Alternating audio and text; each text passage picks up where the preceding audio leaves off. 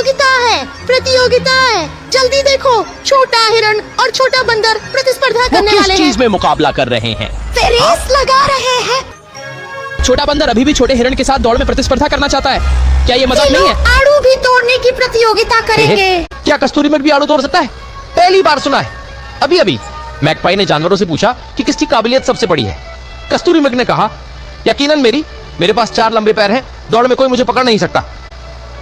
बहुत बढ़िया, तुम्हारी क्षमता सच में बहुत छोटे बड़ी बंदर ने है। यह सुनकर नाखुशी जाहिर की और कहा कि छोटे हिरण की वह थोड़ी सी क्षमता कुछ भी नहीं है।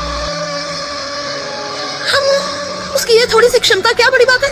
फिर वह एक बड़े पेड़ पर चढ़ गया और ऊपर नीचे कूदने लगा, विभिन्न कठिन करतब दिखाने लगा। कहो, क्या मेरी क्षमता बड़ी नहीं है? बढ़िया, बहुत बढ़िया। कितना ऊंचा चढ़ा। सच में तुम्हारी काबिलियत बहुत बड़ी है। नहीं, मेरी क्षमता बड़ी है। मेरी ही ताकत बड़ी है। वो दोनों एक दूसरे की नहीं सुनते, जोर जोर से बहस करने लगे। जरूर मैना से पूछना चाहते थे कि किसकी ताकत बड़ी है। तो मुझे नहीं पता। ऐसे ही कहा, तुम लोग भालू अंकल से पूछ लो, उन्हें सब पता भालू चाचा है। उम्र में बड़े थे, उनके पास सुझाव ज्यादा थे।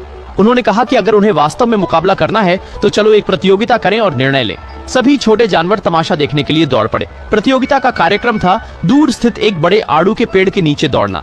देखना था कि कौन पहले आड़ू वापस ला सकता है। भालू चाचा के एक आदेश पर प्रतियोगिता आधिकारिक तौर पर शुरू हो गई। दौड़ना तो वैसे भी हिरण की खासियत था, इसलिए वह तुरंत बढ़त में आ गया। धावन मार्ग के आधे में उसने जानबूझकर रुककर खेलना भी शुरू कर दिया। दूसरी तरफ छोटा बंदर दौड़ में माहिर नहीं था, वह दूर पिछड़ गया। एक छोटी नदी का सामना करते समय छोटा हिरण एक छलांग में आराम से दूसरी तरफ पहुंच गया। जब छोटा बंदर नदी किनारे आया तो परेशानी में पड़ गया। उसे नहीं पता था कि कैसे पार करना है और वह बेताबी से अपना सिर खुजाने लगा। इस समय छोटा हिरण व्यंग्यात्मक बातें करने लगा। बंदर, अगर तुम में हिम्मत है तो यहाँ आओ। क्या मैं तुम्हें अपनी पीठ पर लाऊं? किसने कहा कि तुम्हें पीठ पर ले जाना है? बस आ जाओ। अच्छा, देखते हैं तुम्हारे पास क्या पूरा कौशल भरा है। हुआ कमल पत्ता देखकर वाकई में उसे एक उपाय सूझा और इसी तरह वो कमल पत्तों के बीच कूदने लगा। जब छोटे हिरण ने देखा तो वह भी जल्दी से हरकत में आया, लेकिन चाहे उसने कितनी भी कोशिश की, वह पेड़ पर लगे आड़ू तक नहीं पहुंच पाया। उसे पेड़ पर चढ़ना नहीं आता था और आड़ू को गिराने की कोशिश में भी उसमें इतनी ताकत नहीं थी, बल्कि वह उल्टा गिरकर चारों पैरों के बल पसर गया। इस समय छोटा बंदर संतुलन खोने पर लड़खड़ाकर नदी में गिर गया। इस संकट के समय छोटा हिरण जल्दी से आया और छोटे बंदर को अपनी पीठ पर उठा लिया। मामले क्या है छोटे बंदर?